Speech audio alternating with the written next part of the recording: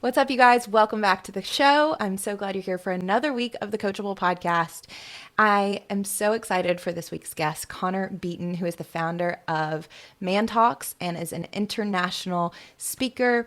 This organization is focused on men's health, wellness, success, and fulfillment. And he is a coach, teacher, speaker, podcast host, and he helps men and women from all over the world walk through their darkness and grow in the realms of mental clarity, relational communication, and actualizing their potential in sexual intimacy. In this episode, Connor and I get into what does healthy masculinity look like, how we as women fall into the trap of trying to take on the masculine role in our relationships and what does that do to our relational dynamics, how we can really call our men forward into healthy embodied masculinity, and how we can surrender as women, not in a submissive way, but how we can really allow ourselves to receive as the feminine and as women. So this is such a juicy conversation. And if you're watching this on YouTube, I'm so glad that you are. Make sure to subscribe to the channel and click the bell for all the notifications so you don't miss any of our episodes that come out. If you're listening to this on Spotify or Apple, please do me a favor and rate and review this show. That is the best way that you can say thank you and make sure that the show gets out to more listeners. It really helps me when you do this. So thank you in advance for choosing to really elevate this conversation and get it out to the people that need it. So in this conversation, we tackle some really important topics around healthy and wounded masculinity and how it's shaping our culture and our dating and romantic relationships. So stay tuned. Before we jump into this week's episode, I do want to say thank you to our sponsor, Organifi, which is a line of organic superfood blends that offer plant-based nutrition and high-quality ingredients with less than 3 grams of sugar. I absolutely love Organifi because, as you guys know, I'm traveling these days across the country and I need something that's convenient but works. And with their incredible travel size packets, this works really, really well for me being on the go. You can get their Organifi greens, their Organifi red, or what I love, the Organifi gold, and make sure that not only does it taste good, but you're getting the superfoods that are essential for your diet to reduce stress and reset your morning into your routines. I absolutely love all of their products. So if you go to Organifi.com/Tori Gordon and use the code Tori20, you will get 20% off all of your order. Connor, welcome to the show. I'm super glad you're here and excited to have this conversation. Welcome to the Coachable podcast. Yeah, thank you so much for having me. It's good to be here and appreciate your work. And I'm ready for some cool conversation in this little dialogue. Yeah, I appreciate your work too. I came across it back in 2021 and really soaked up a lot of what you were saying and resonating with so much of what you put out there. But I don't know a ton about you personally, and I would love to get to know you just a little bit. Can you give me some background on who you were? Right before we were recording, you were telling me you were up in upstate New York, and obviously I know that you are married and you have a little baby, but tell me kind of the gist of your background in terms of how did you get into the work that you do? Yeah, I mean, I'll condense it down into as short of a Sure. format as I can. I mean, I grew up in Alberta, Canada, like northern Canada, and Alberta is kind of the Texas of Canada, so there's lots of big trucks and lots of oil money and lots of cowboys and cowboy music and or country music, and so that just kind of paints a picture. Except for 6 months out of the year, it's like minus 30 degrees Celsius, so Wow. it's freezing cold most of the time. So I grew up as most Canadian boys do. I played hockey and I loved it, and yeah, I mean, how I got into the work that I Mm-hmm. that I do, I think I've always been curious. Even as a boy, I grew up between two families. So my parents got divorced when I was 3. They both got remarried in basically the same year, and then they both had a daughter within the same year, and then they both had a son within the same year. And so I grew up between these like two identical families, and they were all different. Like my dad and my stepdad were polar opposites, and my mom and my stepmom were polar opposites. And so I grew up viewing polarity. I grew up seeing differences in people, and I grew up with a real curiosity for what made people different, and like what made people tick and why they made decisions that they made, and all that kind of stuff was just wildly fascinating me, like shit that most kids are not thinking about. Yeah. But flash forward, many years later, I, had a decent career. I was traveling the world. I had the toys, I had the motorcycle and the Mustang and the girlfriend. And on the outside, I had built this sort of life that I thought that men should have, which it looked successful from the outside, but behind the scenes, it was a disaster. Like I was a wreck. I was a chronic cheater. I had addiction problems and I was miserable, and I really just didn't like who I was, and I didn't really know who I was in some degree. I had some abuse and some trauma in my childhood that I really hadn't dealt with, and it bubbled to the surface. And my life as I knew it fell apart. My girlfriend found out I'd been cheating, and I was questioning my career, and everything sort of imploded all at once. And I hit the sort of rock bottom place. I was too proud to tell people what was going on in my life, so none of my friends or my family knew. So I packed up all my stuff, moved it into storage, lived out of the back of my car for a few weeks, and finally pulled my head out of my ass and decided that, the path that I was going down was not a good one. And when I say pull my head out of my ass, I mean, I really had a lot of sleepless nights crunched up in the back of my two-door coupe trying to figure out how my life had gone so wrong, and why I was in that position. And there was a lot of dark thoughts, there was a lot of dark thoughts. But when I started to come out of that, two things happened that put me on this path. Number one, I had a conversation with a really close friend of mine where I disclosed everything. As Carl Jung says, confession is the first step in the therapeutic process. And so I just sort of let everything out, and I told him everything that was going on. And he broke down crying and told me that he had tried to commit suicide 2 months before. And so I realized, in that moment, I was like, how do I know everything about you? I know what you like to drink. I know what you like to eat. I know the type of women that you like to date. I know the TV shows that you like to watch. But I didn't know that you were dealing with this darkness. Yeah. And same thing with me. He knew everything about me outside of arguably one of the most important aspects of who I was, what I was struggling with. Yeah. And when I started to connect with other men in my life, I realized that so many of the men in my life were not only dealing with something that they hadn't disclosed, but that the conversations and the connection, the bond that most of us had were quite surface level, and I hated that. Yeah, I really disliked it because I saw the detriment and the impact that it was having on most of us, myself and all the men that I knew. And so I wanted to create a different conversation. I wanted to support other men and create an environment where we could not have to hide certain aspects of ourselves to feel manly or masculine, that we could actually develop a more robust, mature version of masculinity. And so that was the one part. And the second part was I was fortunate enough to have a mentor in my life, who was in my previous career, who was well versed in Jungian psychology and cognitive behavioral therapy and Zen and Buddhism. Nice. And, neuro linguistics programming. And he was in his mid 70s. And so after my rock bottom, thankfully I had somebody in my life who, in his words, believed in me more than I believed in myself. And is still, I mean, that moves me still just to say that, 10, 12 years later.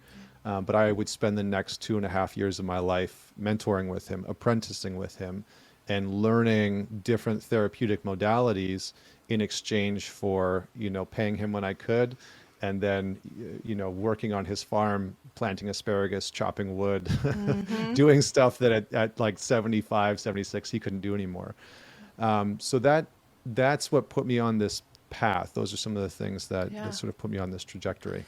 Fascinating. I talk to a lot of really interesting people on the show, and all of them tend to have this common theme, which everybody's had a rock bottom moment, right? And I certainly, I started the show from my rock bottom moment to kind of climb myself out of that dark place and really discover myself again. So that's definitely a through line I hear for people that are really showing up powerfully and serving from a deep place of sincerity and doing powerful work, because I think one of the attributes of a healthy embodied masculine is service, right? And finding where can I serve and how do I serve and who do I serve.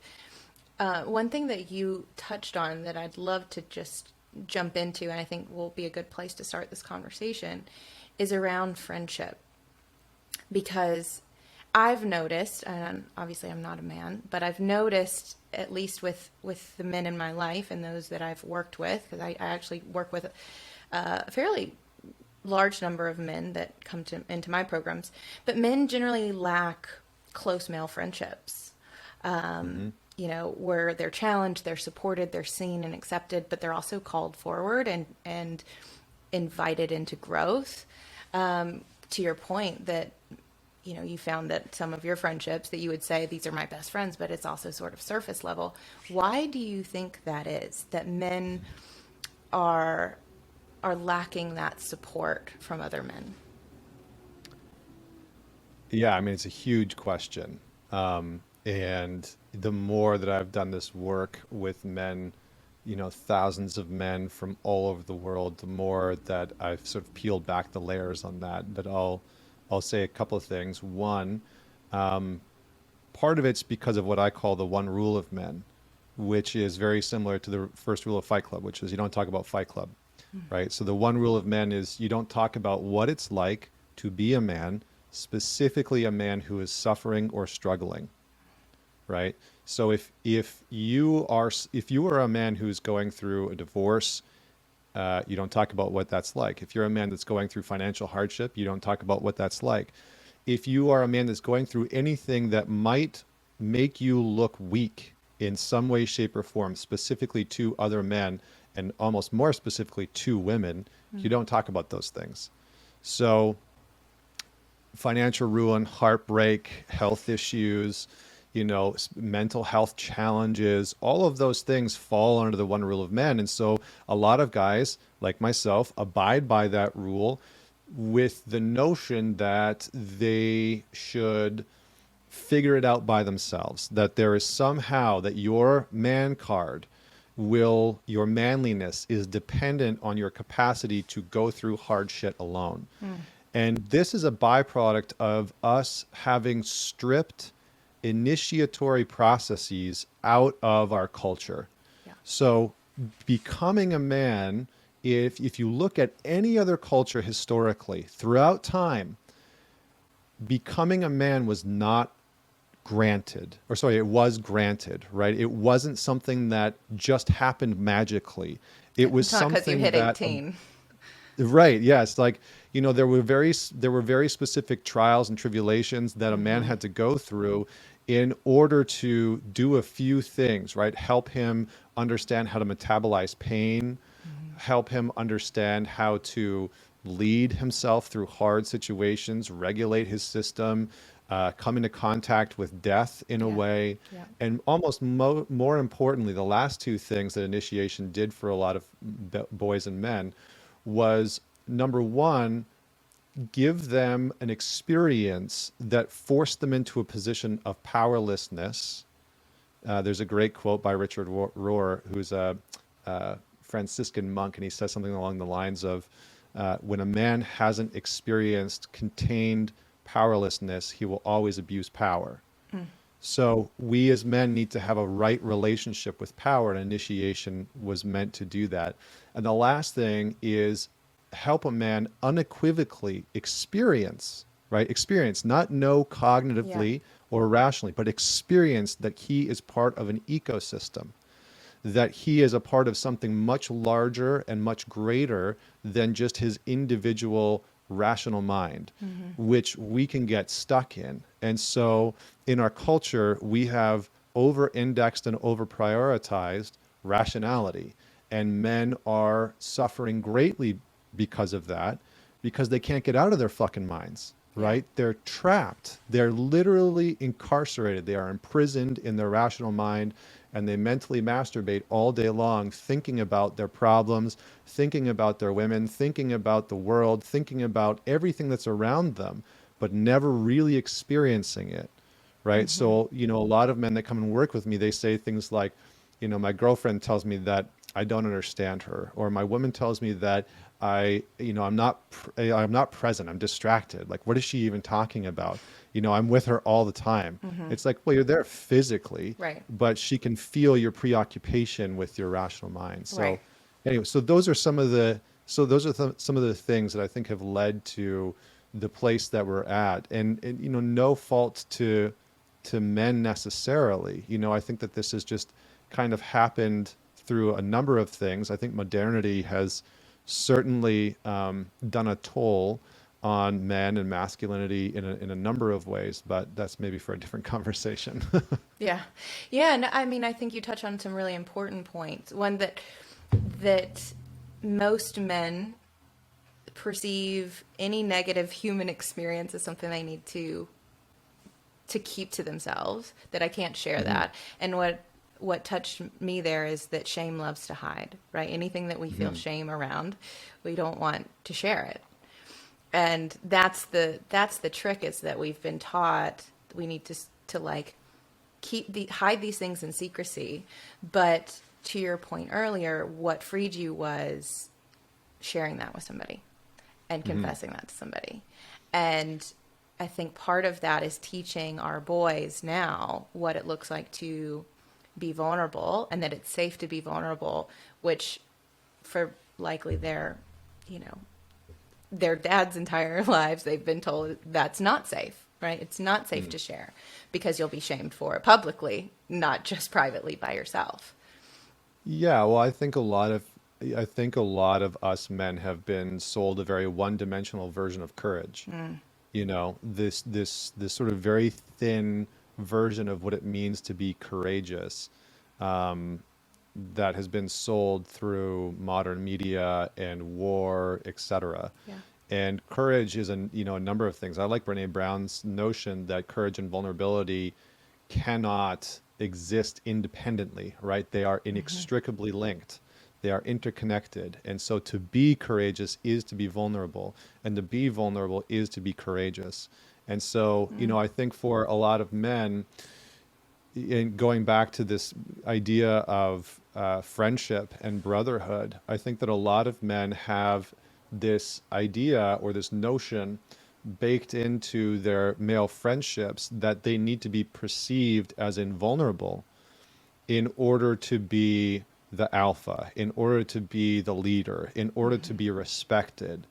And it's false. It's not true. And I think it's more increasingly not true in the rise of a hyper information oriented, hyper connected culture where men require a different type of intelligence, right? They need to have emotional intelligence Right. in order to survive, Yeah. like that's a requirement nowadays. And so I think what's happened to a lot of male friendships is that they've fallen into this competition orientation where men are, if you listen to guys at a bar, for example, and I used to go out to the bar all the time. I grew up, like I said, in Edmonton. Like, Tuesdays were 25-cent draft nights at Cowboys. Like Yeah. that's what I was doing. Yeah. I was hitting the bars and drinking cheap, shitty beer. And if I think back to those times of the conversation was all oriented around me competing with my buddies, and that competition was about money, and it was about women, and it was about physical strength. And when you are competing with somebody, what are you not allowed to do? You're not allowed to share your weaknesses. Right. That's dumb, right? That's just not good competition. You don't tell the other person or the other Yeah. party where you're weak. Right. And so because most of the male-oriented relationships that we have in our society today are built off of competition, not that it's bad, right? Not that men shouldn't and can't compete. I think that's wonderful. I still compete in some areas. But I don't compete with the men who are in my trusted circle, the men who are on the round table with me, who know the intricacies of my life. I don't compete with them. I celebrate with them. I celebrate my financial wins. I celebrate my relational wins. I celebrate my spiritual wins, all of those things. But I also share where I'm weak. I also share my greatest challenges. And it's with them that I can face those challenges. It's why King Arthur had the Knights of the Round Table, is because he realized he couldn't build a kingdom, right? And here, when I say kingdom, I don't mean, a country. I mean a kingdom in the sense of like your family or your life. That can be a kingdom. So you still need other men in your corner to be able to talk about the challenges that you go through. But if Yeah. you feel like you're constantly competing with them, then there's no space for them to challenge you. There's no space for them to hold you accountable. There's no space for them to call you forward. And so I think the shift that we're seeing for a lot of men in our culture is that they're shifting from these hyper competition based friendships to more challenge based friendships, right? Like I run something called the Alliance, and we've got, almost 400 men from around the world in there. And they challenge one another, right? They push one another. They confront one another. They practice calling one another forward into the better version of one another, right? And saying, I see you, I see who you are, I see who you say you're capable of being, and now I'm going to hold your ass accountable to that. Yeah. That's uncomfortable, Yeah. but it's Yeah. also incredible. It's also what we as men crave. Yeah, and we need that. We need more men that have men in their circle, because I think for a lot of women, we have felt the need to compensate for that lack, and and that has, as a byproduct, has created a lack of polarity in a lot of relationships, right? Where we step into the dominant, like place, we start to step in more into our masculine, because we're in a hyper competitive culture in general. The Hmm. empowerment of women is great, and also I think there's a lot where we have now swung to the other side of that pendulum, where a lot of women are, myself included, have always been considered very hyper independent, not Hmm. needing anybody. That was something that was, I was told, our little girls of my age are told, you can be anything you want to be. You don't need a man, all those things. And there's a shadow side to that. And so learning how now Hmm. into relationships, how to allow and trust a man to lead, while also not letting that mean he's reigning over me in his kingdom, right? That as we build a kingdom, whether it's a family or a relationship or whatever, that that I'm not being kind of reigned over, but I can Hmm. surrender to that leadership. And that's a Yeah. dynamic that I see is playing out all around me. And I'm interested in your take on that. For women who have been independent their whole lives, how do we, as women, learn how to surrender and to receive and to trust the masculine, and allow them to lead and not feel Hmm. like that's taking something away from us? Yeah. Again, it's a bit of a conundrum, right? Yeah. Because most modern women are told, as you've said, to be hyper independent, to not need a man, and that narrative, that story, is likely what pushes men away who want to lead, right? That operating from that place of I don't need you in my life, there's almost nothing more detrimental to a man than knowing that he's not needed, right? A man wants to contribute. You used the word service before. I would use the word contribute. A man feels purpose, feels the depth of his purpose in the world through his capacity to contribute to his partner, to his children, to his friends, to his family, to his community, to the world, etc.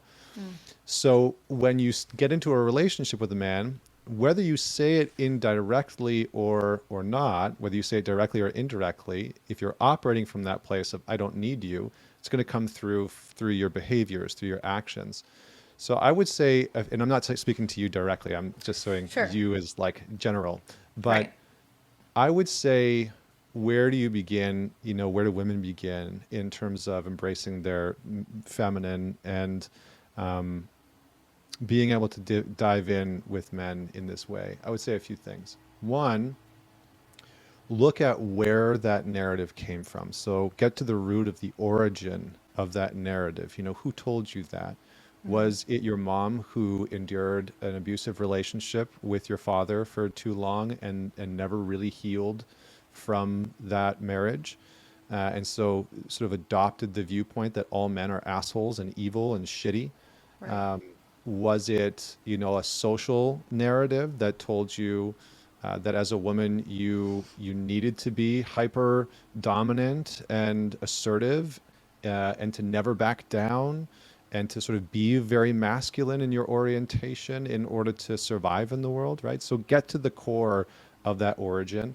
The Mm-hmm. second piece is to heal your wounds with the masculine. So, Yeah. a lot of women have been in relationships with men who have been immature, who haven't known how to lead, who have abused their power, who have, acted immaturely and Mm-hmm. gone against their word and broken trust with them. And so being able to look back at your past and saying, where do I have mistrust that has been built into me of the masculine, of men, and being able to heal that and work on that actively, I think is important. And Mm-hmm. then thirdly, beginning to communicate to a man how you want him to contribute. Being able to say, here's where you fit in my life, and here's what I would love for you to contribute to me. Not, and that's not, I'm not talking about like financially. I'm talking about like, Right. I want your presence. I want to feel you sexually in this way. I want to explore this with you. I want to see these parts of the world with you and go on these types of adventures with you. Like all of those things. When you start to define that for yourself, that is an act of surrender, right? That Mm-hmm. is a kind of like, I want to receive your contribution, your presence, your time, Yeah. your energy, your sexuality in these ways. And to be able to Yeah. communicate that also presses you into a place of vulnerability, right? Yeah. Because it really is you standing in your feminine saying, here's how I want to receive from you. And for a Mm-hmm. man, that's beautiful, right? There's so much beauty and attraction that's baked into that, because then we feel your vulnerability, Mm-hmm. and that creates desire, right? That creates that polarity. And Yeah. and it's also in those moments where you'll meet the truth of a man. I Yes. think when a woman is vulnerable with a man and she's actually able to step into that space and that place of, here's how and what I really desire to receive from you. Here's how I want you to contribute to me and my life, is where you really meet a man. Mm-hmm. Does he become squirrely and needy? Yeah. Does he act childish? Does he fly off the handle and become defensive? Mm-hmm. Does he think that those are impossible asks?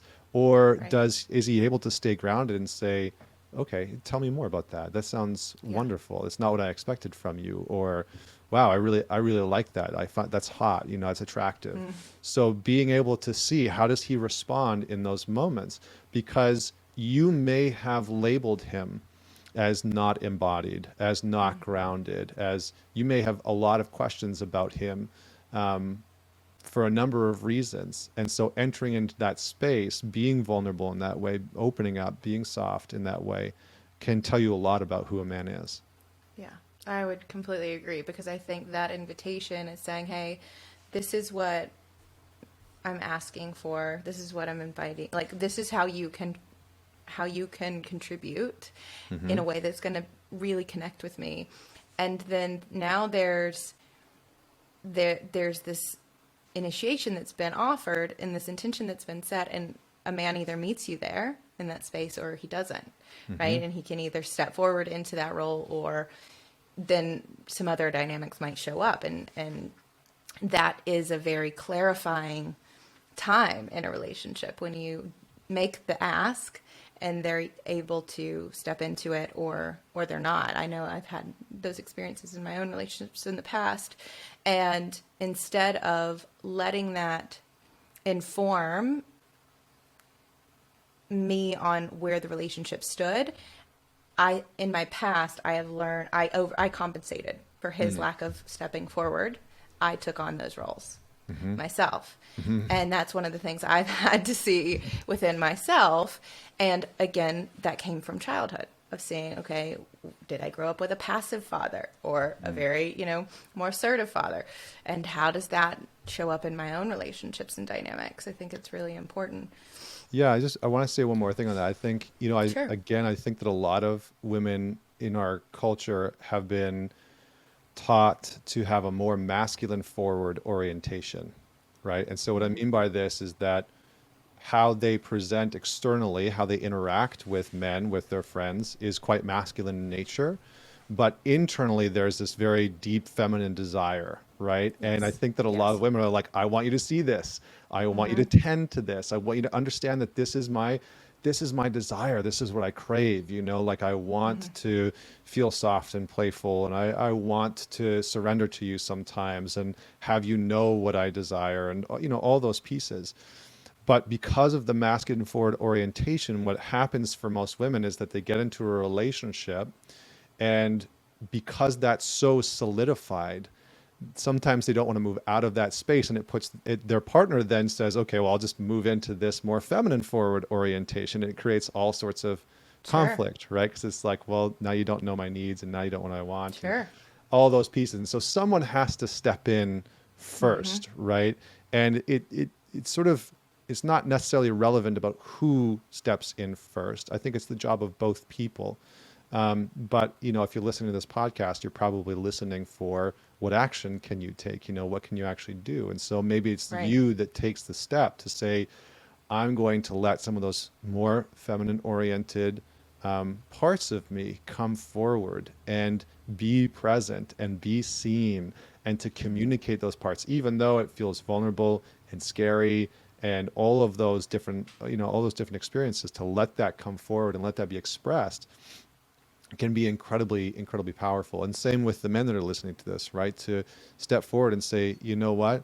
I feel like we're fighting for the masculine seat in this relationship, which I see so often in relationships. Like, my wife is a marriage and family therapist. And so she and I have had a lot of opportunities of working with couples together.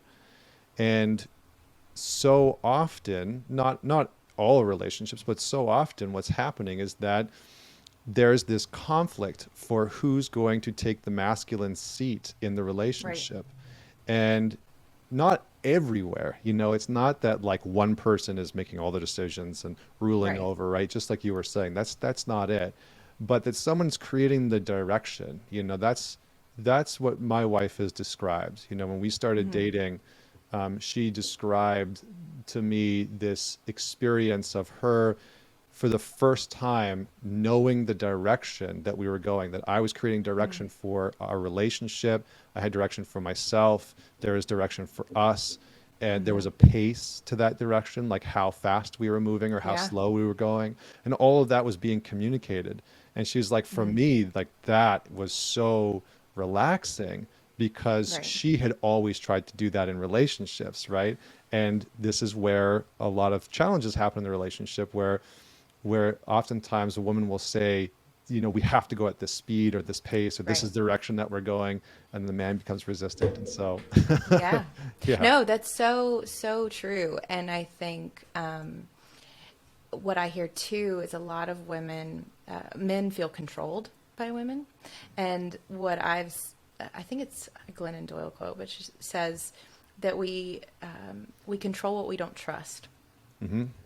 And if I don't trust, because maybe my past experiences have given me evidence of this, that when I do make my requests known, I'm not met, or my needs aren't met, or I don't trust that, you know, this guy will be able to provide in the ways that I need, or so I feel like I need to control everything that he does. I need to like make sure it's happening the way I want it to happen, because if he doesn't do it, I've got to do it, right? And I'll just, again, the overcompensation. And so I think part of healing this is, like you said, is recognizing that I'm not ruling and reigning over the entire relationship. But sometimes that leadership can look like just initiating those conversations and saying, "Hey, let's create some intention around this together. And this is what I'm thinking. And now, like, what are you thinking about it?" And just bringing that to the forefront instead of everything being kind of a reactive way of leading the relationship of like, we're just going with the flow and I don't know what this really is, and there's like, we haven't defined anything, what our needs are, what we're doing here, and that can feel very unsafe. And so if we don't feel safe, we don't trust this, then we're just going to try and like try to perfect our circumstances in any way, and that comes off as control, I think, for a lot of men. Yeah, I mean, Carl Jung had a great quote where he said, "Where there is power, there is no love." Right? So where we seek to have power, we are out of love. We're disconnected from it. And leadership, specifically in a relationship, is not about power, right? You might play with power dynamics sexually in the bedroom. That's fine, right? You can explore all kinds of things within power dynamics within the bedroom, and that's great for a lot of people. But relationally, leadership is not about power. Leadership is about, where is this love going? Where's this intimacy going? Where's the divergence of our two individual paths going?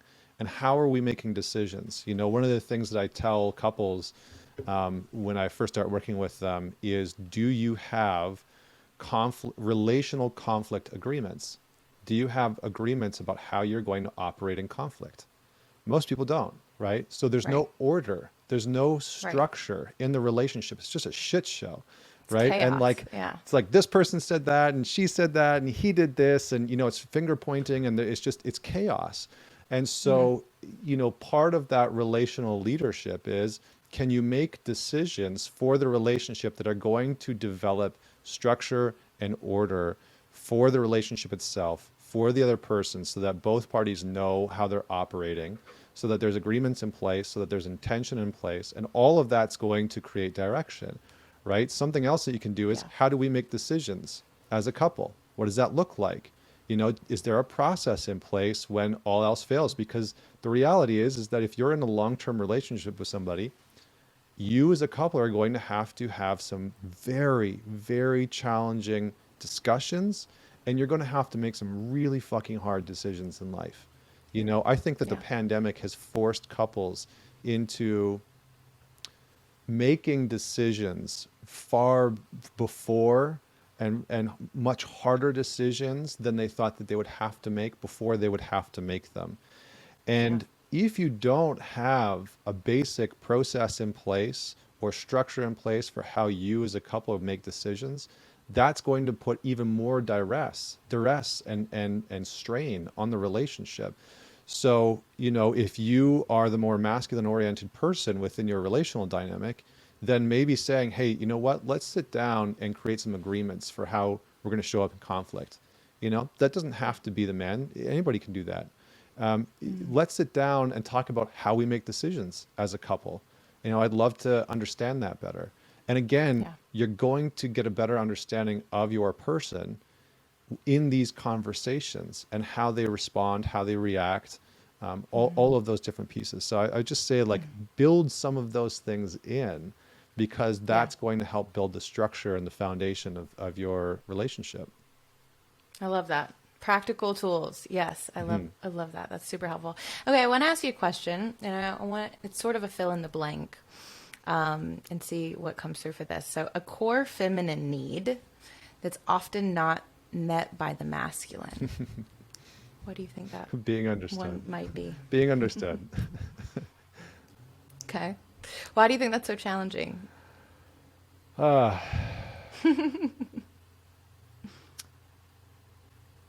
think it's challenging because from a contribution standpoint, and I can speak to my experience and the experience of the men that I've worked with, but that doesn't mean that that's the experience of every man. When a woman comes to me and she says, I am hurt, okay, by something you said, or I'm in pain. I feel embarrassed. I feel disconnected. I feel hurt by something that my mom did, or my friend said, or my boss did. Mhm. Our natural hardwired response is, I want to protect you. Like I can't explain it other than something physically, emotionally, psychologically, and spiritually happens within my being that tells me I want to move into a protection modality for you. And I don't think that that's a bad thing, but I think that what then happens after that, because we in our culture have over prioritized rationalization, is we move into solutioning and problem solving. Right. And then we're fucked, right? Because then we have no idea what you're experiencing. We're just moving into a place where we are trying to solve your problem, but we don't actually understand your problem, right? Because we don't understand what you're experiencing. There's a great quote by Einstein. He said, the rational mind is a faithful servant and the intuitive mind is a sacred gift. But we've created a culture that honors the servant and has forgotten the gift. And so Yeah. we as men have forgotten our intuitive intelligence. We've forgotten how to connect with that. And so all that we have is this kind of over reliance on rationality, which means that when you come to us and you say, I'm hurt, our only our only tool is our rational mind, right? Most men's only tool is their rational mind to say, well, how do I fix this problem for you, right? How do I make things better with Yeah. your mom or with your boss? What advice can I give you? What tactical resource can I provide you with? Right. But we don't actually go on to intuitively inquire with, what did you experience when I said that, when she did Right. that, when she forgot to message you, when your boss told you that? What did you actually feel? That sounds Yeah. challenging. You said that you felt disconnected. Is that right? What was that like? And Ye- go ahead. Go ahead. Well, I was just going to say, because the visualization that came through is if a woman is sharing that from her heart Hmm. and a man's interpreting that and responding from the head, Hmm. that's why we feel like we're missing each other so often. Hmm. It's like we want to connect heart to heart or head to head Yeah. sometimes, but like a lot of times we're connecting like head to heart and we're just completely missing each other. And then again, we feel misunderstood. So going back to even what you were talking about courage earlier and Brene Brown's definition of it, courage requires the heart. And it requires you not be like, courage doesn't happen in your mind. It happens in your heart Hmm. and being in that experience with your partner. Yeah. And because most men are over relying on the rational mind, they live here. They live in their head. Right. And they're disconnected from their physical body. They're disconnected from their emotional body, from their heart body, from their intuitive Right. body. And so it's very challenging for them to connect in that way. And I think that's part of the loneliness that a lot of men experience, is that they a lot of men have been isolated from their own emotions and they feel stuck with them, and the only thing they can really experience is anger. And so there's a bit of like unconscious, do I want to go there? Yeah, okay, I'm going to go there. There's a bit of unconscious resentment that can come up in some men when their woman is expressing real emotions. That's a bit like, Yeah. I don't get to feel that way. I don't have that Yeah. freedom. I don't have the freedom that you have to express emotionally. And so not only do I not know how to deal with your emotions that you are very freely expressing to me, but I'm mad at you for doing so because I don't have Yeah. that right. I don't have Well, that because you're freedom. mirroring me, you're mirroring back to me what I don't feel like. I feel like imprisoned by, Uh-huh. and that I can't Yeah. do, right? And I'm almost, as much as I might be resentful, I might be envious at the same time. Hmm. Exactly. Like that I wish I had that freedom, that I could felt safe to express and that would be acceptable. Yeah. So yes, I'm like, how far down the rabbit hole do I want to go with this one? But, Yeah. I think part of it is that women are mirrors for men's relationship to their own feminine. And so how a man treats his woman in a heterosexual context, in a heterosexual relationship, is how he treats his own feminine orientation. So if he Oh, wow. sees his Yeah. woman as the bane of his existence and his problems, or, as overly needy, or, really emotional, or, whatever he says about his girlfriend, wife, etc., is almost always a really good indicator into how he views his own unconscious mind, his own unconscious contents. Because within men, that's where their feminine orientation is. And Yeah. generally speaking, most men, unless they're very feminine forward orientation, but for most men who feel very feminine internally, that's usually the case. And so for a man to really understand his partner requires him to go on some form of a journey to understand his own feminine nature, his own heart space, his own emotions. And for a lot of men, that's So good. wildly terrifying. I've worked with CEOs and multimillionaires and athletes and rock stars, and all of them say the same thing when we start doing the work of going into their anxiety and their sadness and the grief that they've experienced in their life. How will I do my job if I let this part out? How will I operate in the world? Like, how will I be in board meetings and make rational decisions for budget cuts, and having to lay people off once I actually open myself to my real emotional body? And it's like, well, that's the point of living, man.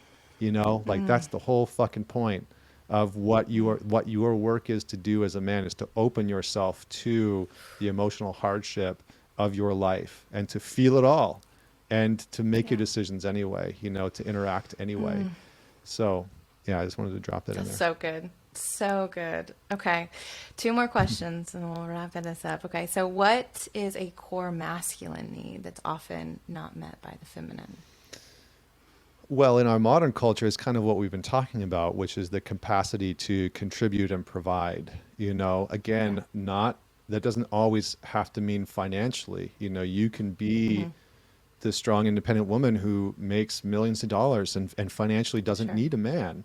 But to actively create a place for him to provide for you in your life, and to be really clear on that, and to say, here's what's the most meaningful thing for me that you can provide me with, that you can contribute to my life, that I can't, not that I can't get anywhere else, but I really deeply crave it from you. It's like, ah, From you. yes. That it's like, yes, that's it. It's like Yeah. Green light. green light. I was going to call it an emotional hard on, but I don't know how much we want to put that out there on your show. Oh, there we go. I I'm love like, I've that. already Yeah. swore a whole bunch on your show, Yes. so hopefully this is okay. It's all welcome here. Yeah. And the last thing I really want to ask you is how I know you have a new baby at home. How has becoming a father changed you as a man?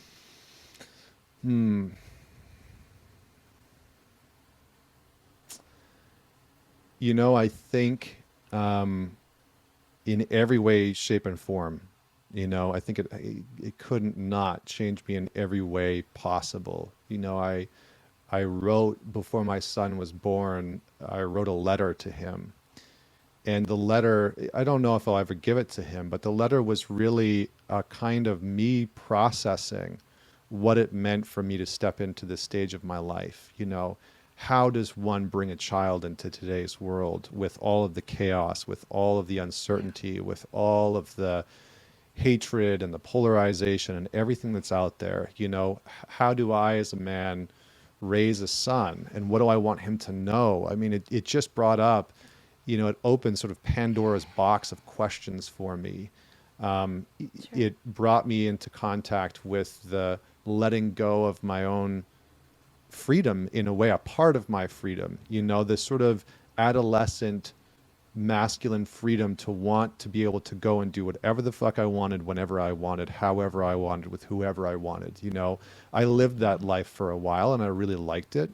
But that was a period in my life. And to be a parent, especially to be a father to a son, is to hold on to the fact that part of your role is to adventure out into the world, to show your children that it's okay to adventure out into the world and create experiences and take risks and do these types of things, but that you come back, and you create that grounding. And so, I mean, I think it's done those things, and I think it's thrust me into a place of maturity, of wanting to really ground Francis, a colleague and I guess acquaintance and somebody that I really respect and admire, Francis Weller, would say that soul work is to grow deeper into ourselves, to grow down into ourselves. And that seems to be the orientation of the growth that I'm interested in now, having a son, is how can I grow down? How can I plant roots? How can I have depth to my being and my life in a way where it can be a solid foundation for him, to have a rooted, solid place in a fucking mad world, in a chaotic place. And to give that to him, I think is the utmost important thing. I think it's the most important thing I could do with my life now, outside Yeah. of my purpose of what I do with ManTalks and the work that I do with men. And so that was unexpected. I really didn't see it coming. But, I think that children bring us gifts that we will never know until they're there, so it's kind of a Yeah. unspeakable thing. Yeah. Beautiful. Well, thank you for your work. Thank you for how I know you will lead that little boy and the like the initiatory like processes that you'll create for him. And, it gives me hope that we have men like you leading our younger generation, and they're growing up with fathers that have an example of what it means to be an embodied, healthy man. So thank you for just coming on the show and sharing this conversation. This was really, really powerful, and I know will serve everybody who's listened. So how can people get to know you more and learn more about the work that you're doing if they want to contribute in their own way by being part of your community? Yeah, I mean, I think the easiest way is just mantalks.com, or I'm probably the most active on Instagram, and it's just at mantalks. I try and do a couple Q&As every week and lives when I can, and all that jazz. And then if you're interested, I have Yeah. I have a YouTube channel and podcast as well where I dive into some of these conversations. So if you enjoyed this, Yeah. definitely check that out. Yeah, we'll put all of that in the show notes, make it super easy for you guys to go connect with Connor. You're welcome back Thank anytime. you. If you want to go deeper, we can. Thank you so much for joining me. Till next time, you guys, go be coachable. We'll see you next week on the Coachable podcast.